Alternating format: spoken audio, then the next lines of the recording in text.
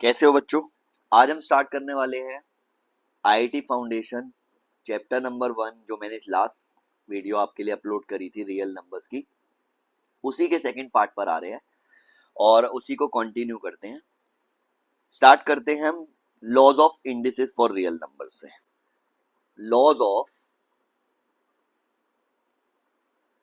Indices for real numbers, आसान भाषा में लॉज ऑफ एक्सपोनेंट्स भी बोल सकते हो। लॉज ऑफ एक्सपोनेंट्स, ठीक है। जल्दी जल्दी से करेंगे सारे कॉन्सेप्ट्स को, कुछ एग्जांपल्स के साथ समझा रहा हूं। सबसे पहला, a raise to the power m into a raise to the power n is equal to a raise to the power m plus n। इसे बोलते हैं product of powers.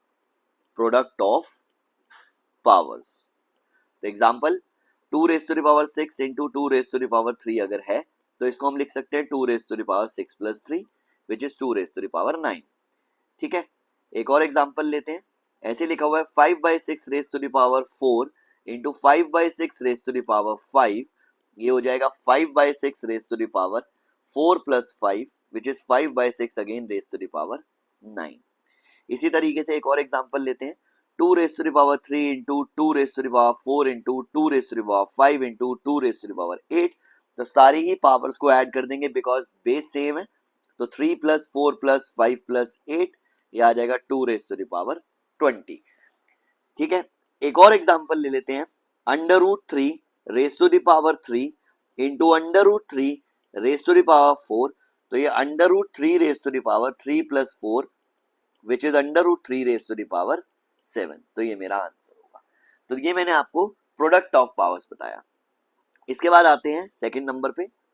Second number पे आता है, अगर a raise to the power m divided by a raise to the power n दिया हुआ है तो हम इसको a raise to the power m minus n लिखते हैं, ठीक है। यहाँ पे ध्यान रखना है a नॉट इक्वल टू 0 होगा, क्योंकि हम इसको ऐसे भी लिख सकते हैं a raise to the power m divided by a raise to the power n। तो अब आप खुद देख लो, यहाँ पर a अगर 0 0 हो गए दोनों के दोनों तो ये सेटिस्फाई नहीं करेगा, वो इनडिटर्मिनेट बन जाएगा, ठीक है। इसे बोलते हैं हम quotient of powers. Quotient of powers, इस प्रॉपर्टी के ऊपर भी बेस क्वेश्चंस कर लेते हैं 2-3। 7 raise to the power 8 divided by 7 raise to the power 3 is 7 raise to the power 8 minus 3 which is 7 raise to the power 5। Base same है, divide हो रहा है, पावर सब्ट्रैक्ट होती है, ये मैंने सब्ट्रैक्ट करा, ये मेरा फाइनल आंसर हुआ। कैसा भी क्वेश्चन हो, 7 raise to the power 3 raise to the power 9 divided by 7/3 raise to the power 9 7/3 raise to the power 5, तो ये क्या आ जाएगा 7/3 raise to the power 9 minus 5, तो ये 7/3 रेज टू द पावर 4 बचेगा। ये मेरा फाइनल आंसर है। बहुत ही सिंपल है, मैं एग्जांपल्स के साथ बेसिक बेसिक चीजें सब कुछ क्लियर कर रहा हूं सो दैट आपका फाउंडेशन प्रॉपरली तैयार हो। तो जब हम क्वेश्चंस करेंगे तो आपको एक एक चीज पता होगी, तो आपको अच्छे से समझ आएगा कि मैंने ये बेस जो है एक एक कॉन्सेप्ट इसीलिए एक्सप्लेन किया था ताकि क्वेश्चंस में कहां पर कौन सी चीज यूज हो रही है वो आप कनेक्ट कर सको, ठीक है। क्लियर। नेक्स्ट पे आते हैं। थर्ड है a raise to the power m raise to the power n। इसको हम लिख सकते हैं a raise to the power mn, और इसको क्या बोलते हैं, इसको बोलते हैं power of a power. Power of a power, ठीक है। जैसे 5 raise to the power 2 raise to the power 3 है तो ये 5 raise to the power 2 into 3 हो गया, this is 5 raise to the power 6। ऐसे लिखा 2/3 raise to the power 4 raise to the power 5, तो इसको लिख सकते हैं 2/3 raise to the power 4 into 5, that is 2 raise to the power 2/3 raise to the power 20, ठीक है। नेक्स्ट पे आते हैं, फोर्थ नंबर पर आते हैं। A b raise to the power n, इसको हम लिख सकते हैं a raise to the power n into b raise to the power n, ठीक है।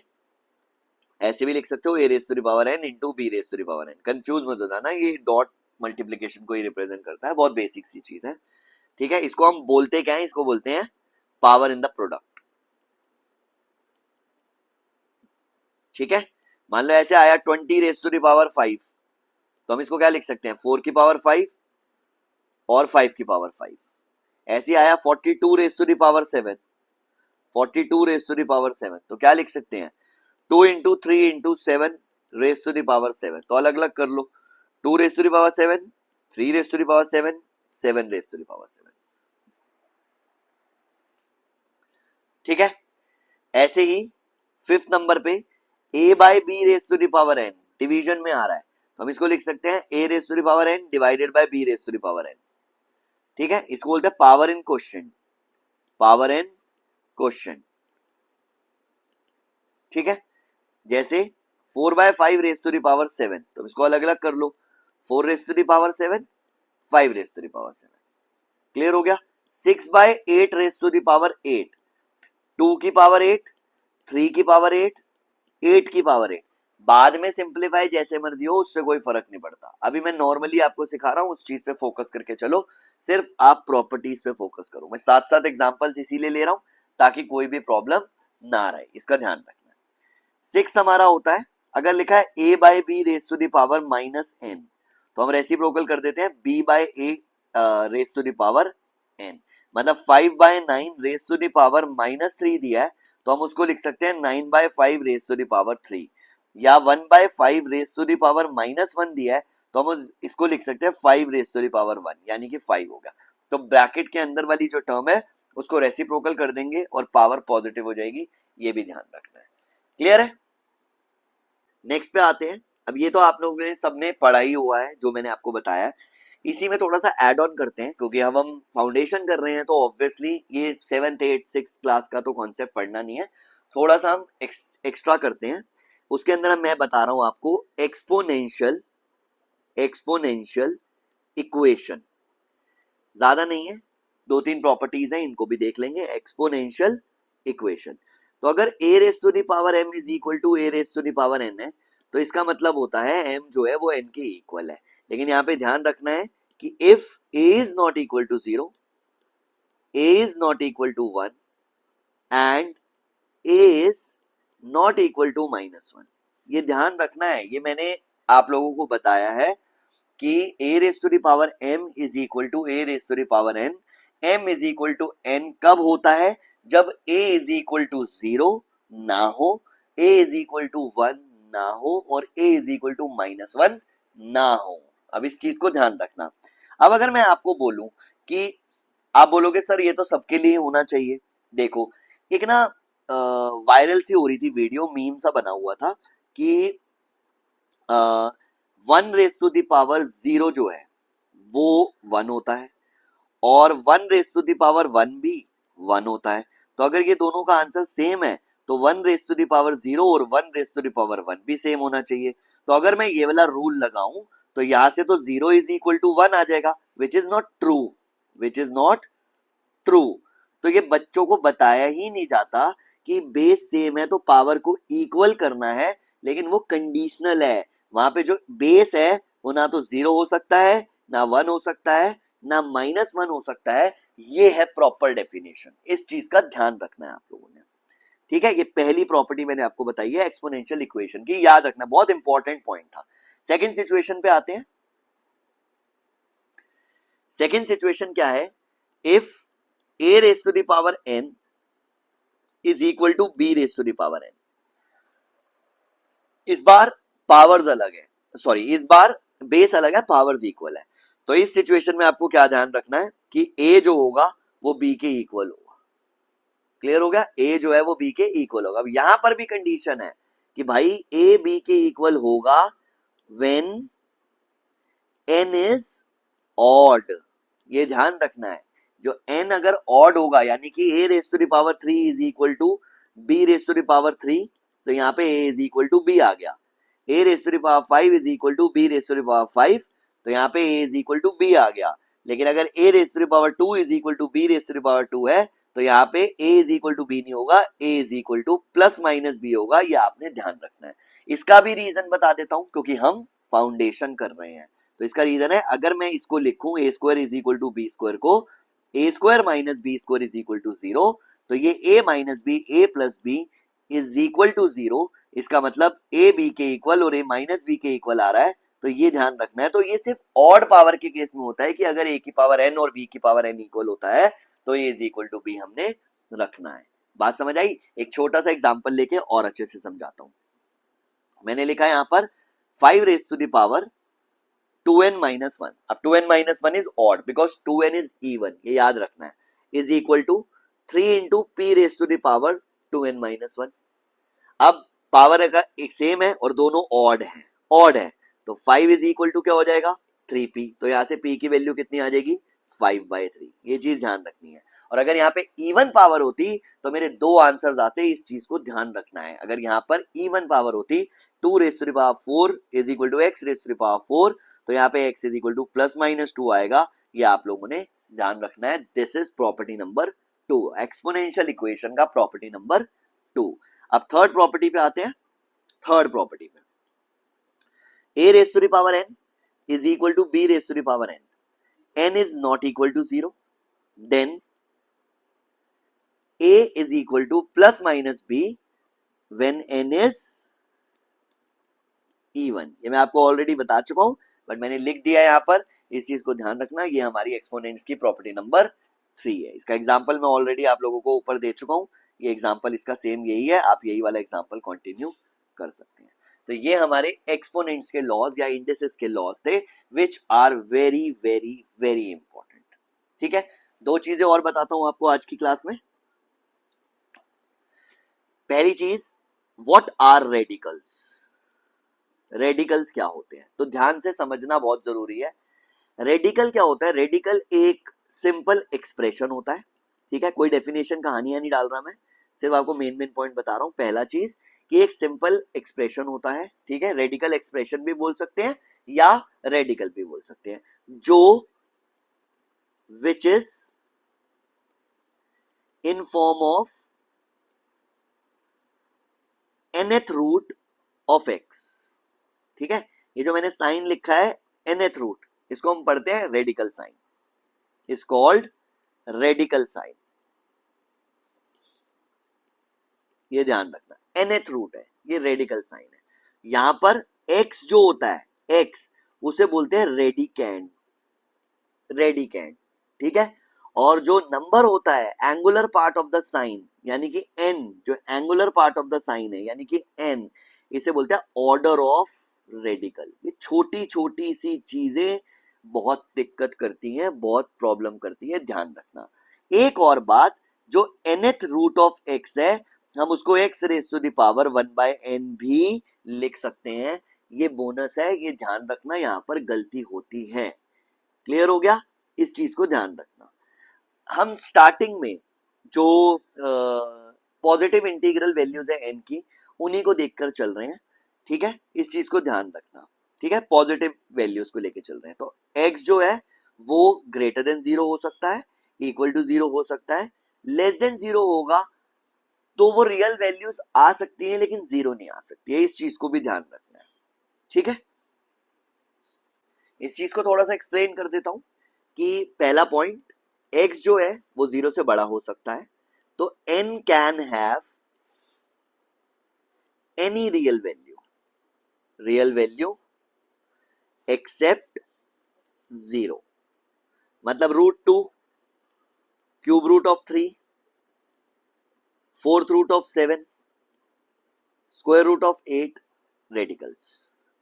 ठीक है, ध्यान रखना है इस चीज को। ठीक है, n जो है, n देखो मैंने आपको nth रूट ऑफ x सिखाया है, तो ये जो n है ये कोई भी रियल नंबर हो सकता है एक्सेप्ट 0। ये ग्रेटर देन की बात कर रहे हैं। सेकंड सिचुएशन में मैंने बोला x इज इक्वल टू 0, तो ये हो सकता है 0 भी, x जो बीच वाला है ये x 0 भी हो सकता है, बट यहां पर क्या है, n can have any positive real value again except 0। ये 0 नहीं ले सकते, इस चीज को भी ध्यान रखना है यहां पर भी। ठीक है, तो अगर मैं यहां पे लिख रहा हूं square root of 0 possible, cube root of 0 possible, तो मैं n की जगह पे 0 नहीं लिख सकता और मैं n की जगह पे कोई नेगेटिव नंबर नहीं ले सकता। ये अनडिफाइंड होते हैं, ये आपको ध्यान रखना है। दोबारा से फिर से रिपीट कर रहा हूं, छोटी से छोटी पॉइंट, छोटे से छोटे कॉन्सेप्ट का पता होना बहुत जरूरी है। इसी का नाम फाउंडेशन है। आपको बोल रहा हूँ ध्यान रखने के लिए इन चीजों का कि फाउंडेशन का स्ट्रांग होना कितना जरूरी है। और मैं अभी इतनी सारी चीजें ऐसी बताऊंगा जो आप लोगों को पता भी नहीं होंगी, यूज करनी तो बहुत दूर की बात है, पता भी नहीं होंगे। ठीक है, नेक्स्ट पे आते हैं, थर्ड पॉइंट एक्सप्लेन कर देता हूं एक बारी। जो थर्ड पॉइंट है, एक्स जो है भाई वो छोटा हो सकता है जीरो से, यहां पर भी वही चीज है, N can have any real value except zero, except zero. But यहां पर ध्यान रखना है, हम रैशनल वैल्यूज की बात करेंगे, ओनली रैशनल वैल्यूज। क्लियर हो गया? इसके बाद में रैशनल इरैशनल सब कुछ आएगा, बट हायर क्लासेस में अभी के लिए सिर्फ रैशनल वैल्यूज की बात कर रहा हूं, इस चीज को ध्यान रखना। तो अगर मान लो मैंने ऐसे लिखा, cube root of -2, fifth root of -64, seventh root of -128, ये सभी के सभी रेडिकल्स हैं। और अगर मैं स्क्वायर रूट ऑफ -4 लिख रहा हूं या फोर्थ रूट ऑफ -16 लिख रहा हूं, तो ये भी सारे के सारे रेडिकल्स हैं, दे आर रेडिकल्स। ठीक है, और जो लोग 11th में है और ये फाउंडेशन की वीडियो देख रहे हैं उनको पता होगा, यहां पर हम रियल नंबर्स की बात नहीं कर रहे, ये कॉम्प्लेक्स नंबर्स है। ठीक है ना, ये कॉम्प्लेक्स नंबर्स की बात कर रहे हैं, ये रियल नहीं है। और जो बच्चे 9th में है वो आगे पढ़ेंगे कॉम्प्लेक्स नंबर्स भी, मैं बेसिक चीजें आपको लोगों को बताऊंगा, ताकि जब आप 11th में आओ तो आपका बेस इतना स्ट्रांग हो कि आपके लिए सीबीएसई वाला पार्ट तो एटलीस्ट बहुत ही इजी हो जाए। इस चीज को ध्यान रखना। ठीक है, ये मैंने आप लोगों को एक्सप्लेन करा रेडिकल्स। अब आते हैं सर्ड्स पर। सर्ड्स क्या होती है? अब मैं यहां पे लिख रहा हूं बहुत ही आसान भाषा में, if a is a positive rational number, ठीक है, a is a positive rational number which is not nth power of, और यहां पे n is any natural number होगा, नेचुरल नंबर, ठीक है, any natural number of any rational number, any rational number, then the irrational numbers plus minus nth root of a are called simple surds और monomial surds। ठीक है, अब आसान language में भी आएंगे, अभी तो सिर्फ डेफिनेशन बताइए, क्योंकि बहुत सारे बच्चों को जब मैं पूछता हूँ सर्ड्स क्या होता है तो उनको पता नहीं होता, इसलिए मैंने यहाँ पे प्रॉपर डेफिनेशन आपको लिख के दिया है। If a is a positive rational number, ठीक है, हम इसकी बात कर रहे हैं, इसको ध्यान रखना, हम इसकी बात कर रहे हैं, अलग से मार्क करते हैं, चलो, plus minus nth root of a, हम बात किसकी कर रहे हैं? हम इसकी बात कर रहे हैं, इस वाले भाई साहब की, ये जो अंदर है।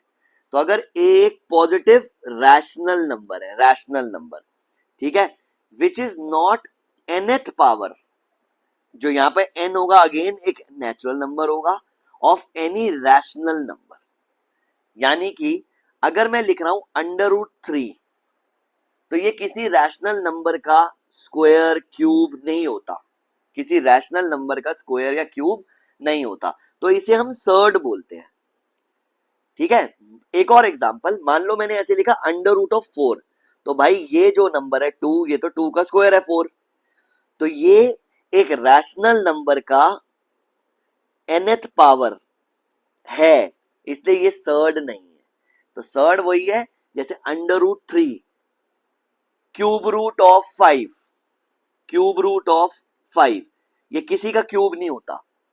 बात समझ आ रही है? अब √3 एक सर्ड भी है और एक इरैशनल नंबर भी है, मैं लिख के दे रहा हूं, ध्यान से समझना। √3 इज अ सर्ड, ठीक है, एंड एन इरैशनल नंबर, ठीक है, ऐसे ही मैंने लिखा cube root of 5 is a surd and an irrational number. अब आते हैं, अगली टर्म लिखी मैंने, ठीक है, पाई। ये भाई साहब इरैशनल है, इरैशनल पढ़ा हुआ है आपने, बट ये सर्ड नहीं है, बट नॉट अ सर्ड, ये ध्यान रखना। बात समझ आ रही है? ये सर्ड नहीं है। क्यों नहीं है सर्ड? भाई ये nth पावर नहीं है, मान लिया कि ये किसी की nth पावर नहीं है, लेकिन इस फॉर्म में तो नहीं है, ये इस फॉर्म में तो नहीं है ना ये, तो ये तो पाई है, नॉर्मल पाई, तो ये एक इरैशनल नंबर है बट एक सर्ड नहीं है। अब एक और चीज देखो, cube root of 3 plus root 2, ये भी इरैशनल नंबर है, इरैशनल नंबर, बट ये सर्ड नहीं है। अब ये क्यों सर्ड नहीं है? क्योंकि मैंने क्या बोला था, जो ए है, ए को देखो, positive rational number, positive rational number, और यहां पर अगर मैं इसको देखूं तो क्या ये रैशनल नंबर है? नहीं, ये तो इरैशनल नंबर है। तो रूट के अंदर जो ये रूट वाला पार्ट मैंने लिखा हुआ है, चाहे वो क्यूब रूट हो, चाहे वो फोर्थ रूट हो, चाहे वो फिफ्थ रूट हो, जो ये ए है ये रैशनल होना चाहिए, लेकिन यहां पर ये इरैशनल है, इसलिए ये सर्ड नहीं है, नॉट अ सर्ड, ये ध्यान रखना है आपको। क्लियर हो गया? तो आपको चीजें पता होनी बहुत जरूरी थी, इस चीज को आपने ध्यान रखना है, ठीक है। लास्ट पार्ट आज की क्लास का वो है टाइप्स ऑफ सर्ड्स, उसको भी एक्सप्लेन करता हूं अच्छे से, ध्यान से देखना। टाइप्स ऑफ सर्ड्स, ठीक है। पहला unit surd and multiple surds, multiple of surds, unit surds and multiples of surds. अगर मैंने ऐसे लिखा, ये nth रूट ऑफ ए, ये एक सर्ड है, इज अ सर्ड, तो इसको हम यूनिट सर्ड भी बोल सकते हैं, ये ध्यान रखना, यूनिट सर्ड। अब मैंने k ले लिया, एक rational number, k is a rational number, तो अगर मैं ऐसे लिख रहा हूं k nth root of a, ये बात लिख दिया मैंने, तो ये होता है multiple, multiple of a surd. बात समझ आ रही है? फॉर एग्जाम्पल अगर मैंने लिखा √3, तो ये यूनिट सर्ड। अगर मैंने लिखा 4√3, तो ये मल्टीपल ऑफ सर्ड। ज्यादा टेंशन की बात नहीं है, बहुत छोटी छोटी सी चीजें हैं, ये याद रखनी बहुत जरूरी है, ठीक है। जब एक बड़े क्वेश्चन के अंदर, किसी जेई के मेंस में या एडवांस में किसी बड़े क्वेश्चन के अंदर ऐसी कोई टर्म यूज हो जाती है और उस वक्त हमें वो टर्म नहीं पता होती या उस वक्त नहीं क्लिक करती क्योंकि हमारा बेस स्ट्रांग नहीं होता, तो हम उस क्वेश्चन को आते हुए भी कर नहीं सकते, इस चीज को ध्यान रखना। हाँ, वो टर्म आपने सुनी नहीं थी लेकिन आपको उसके बारे में पता था, आप उसको अप्लाई कर सकते हो, लेकिन आप वहां पे क्लिक ही नहीं कर पा रहे उस क्वेश्चन के अंदर कि उसको कैसे करना है, तो सबसे बड़ी प्रॉब्लम वहां पे होती है, हमें क्वेश्चन छोड़ना पड़ता है या गलत अटेम्प्ट करना पड़ता है, जिसकी वजह से बहुत प्रॉब्लम होती है स्कोर पर, ठीक है। सेकंड नंबर पे आते हैं, सेकंड नंबर पे है मिक्स सर्ड्स। मिक्स सर्ड्स, मान लो जो हम पढ़ रहे हैं अभी तक, nth रूट ऑफ ए, ये एक सर्ड है। अब मैंने एक नंबर ले लिया b, जो रैशनल नंबर है एक्सेप्ट जीरो, जीरो नहीं है भाई, ये ध्यान रखना, रैशनल नंबर है बट जीरो नहीं है। क्यों? मैंने आप लोगों को स्टार्टिंग में ही बताया था, ये रैशनल को डिनोट करता है, तो b मैंने एक रैशनल नंबर ले लिया जो जीरो नहीं है। अब मैंने क्या किया, मैंने b ऐड कर दिया भाई इसी में, nth रूट ऑफ ए, इस सर्ड में इस b को ऐड कर दिया, तो ये क्या बन गया, मिक्स सर्ड। कुछ मुश्किल? बहुत ही सिंपल है, मैंने ऐसे कर दिया b minus nth root of a, कुछ मुश्किल? बहुत ही सिंपल सी चीज है, इस चीज को ध्यान रखना। हाँ, अगर b जीरो होता, b जीरो होता, अभी मैंने आपको बोला b रैशनल होना चाहिए बट जीरो नहीं होना चाहिए, अभी मैंने पहली सिचुएशन ये बोली थी नॉट इक्वल टू जीरो। अब दूसरी सिचुएशन में बोला कि भाई अगर b जीरो हुआ तो कोई प्रॉब्लम नहीं है, उसमें भी हम उसको बोलते हैं प्योर सर्ड, ये टर्म याद रख लेना। तो अगर ये zero plus nth root of a होता तो ये प्योर सर्ड है, ये यही बचता हमारे पास, तो ये प्योर सर्ड होती, इस चीज को भी ध्यान रखना है, ठीक है। थर्ड नंबर पे आते हैं, compound surd. Compound surd, compound word का मतलब ही पता है आपको, दो या दो से ज्यादा, तो दो या दो से ज्यादा सर्ड्स मतलब √7 प्लस √2 माइनस √3, कंपाउंड सर्ड हो गई। √3 plus fifth root of 7 compound surd हो गई। ठीक है, cube root of 2 minus fourth root of 3 plus root 7, ये हमारा कंपाउंड सर्ड हो गई, तो इसे बोलते हैं कंपाउंड सर्ड। इस चीज को ध्यान रखना। क्लियर। नेक्स्ट पे आते हैं फोर्थ नंबर पर, बाइनोमियल सर्ड्स। बाइनोमियल सर्ड,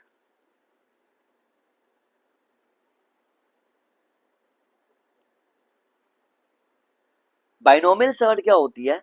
एक कंपाउंड सर्ड जिसमें दो सर्ड्स होती हैं उसे बाइनोमियल सर्ड कहते हैं। एक कंपाउंड सर्ड, कंपाउंड था जिसमें दो या दो से ज्यादा सर्ड्स होती है, लेकिन अभी मैं बोल रहा हूं कंपाउंड सर्ड जिसमें दो सर्ड्स होते हैं उसे बाइनोमियल कहते हैं। जैसे under root 6 plus fourth root of 5, दो ही है। Under root 8 minus cube root of 7, दो ही है, तो इसे क्या बोलते हैं? Binomial surds. और नेक्स्ट हमारा है, जो लास्ट है हमारा फिफ्थ नंबर पे, वो है सिमिलर सर्ड्स। देखो, सिमिलर सर्ड्स। अब सिमिलर सर्ड्स क्या होती हैं?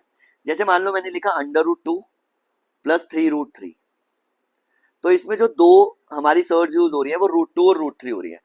मैंने एक और एग्जांपल लिया 2 रूट 2 और 5 रूट 3, तो इसमें भी यही सेम सर्ड्स यूज हो रही है, रूट 2 और रूट 3, तो इन्हें सिमिलर सर्ड्स बोला जाता है, जिनको ऐड या सब्ट्रैक्ट किया जा सकता है। क्योंकि अगर मैं इसको ऐड करूंगा, देखो ये प्लस ये 3 रूट 2 हो जाएगा, इन दोनों को ऐड करूंगा यहाँ पे देखो 8 रूट 3 हो जाएगा, तो ये सिमिलर सर्ड्स होते हैं, इसका ध्यान रखना है। ठीक है, लेकिन अगर मैंने ऐसे लिखा 3 रूट 3 और 5 रूट 5, तो ये डिसिमिलर है, इसको ध्यान रखना। ठीक है, ये डिसिमिलर सर्ड्स हैं, इसको ध्यान रखना। ये हमारी टाइप्स ऑफ सर्ड्स यहाँ पर खत्म होती है और साथ में हमारी क्लास भी खत्म होती है। इसके बाद मैं आपके सामने थर्ड वीडियो में जब आऊंगा, तो थर्ड वीडियो में हम कुछ एग्जांपल्स करेंगे, ऑर्डर ऑफ सर्ड्स करेंगे, addition, subtraction, multiplication, division of surds करेंगे, जितना भी कॉम्प्लिकेटेड पार्ट होगा। रैशनलाइजिंग फैक्टर कोशिश करूंगा कि मैं उसी में करा दूं, रैशनलाइजेशन ऑफ मिक्स सर्ड्स, यहां तक कोशिश करूंगा मैं अगली वीडियो के अंदर आप लोगों को क्लास में बता दूं। और जल्दी जल्दी से हम चैप्टर खत्म करके अगले चैप्टर पे बढ़ेंगे, इस चीज को भी ध्यान रखें प्लीज। अगर आपको ये वीडियो अच्छी लग रही है, आईआईटी फाउंडेशन आपका बेस स्ट्रांग हो रहा है, आपको लग रहा है, और आपके कुछ फ्रेंड्स हैं जिनको भी जरूरत है ऐसा फाउंडेशन अपना बेस स्ट्रांग करने का, तो प्लीज उनके साथ शेयर जरूर करना और कमेंट जरूर करना कि आप लोगों को कैसी लगी ये video. Thank you so much.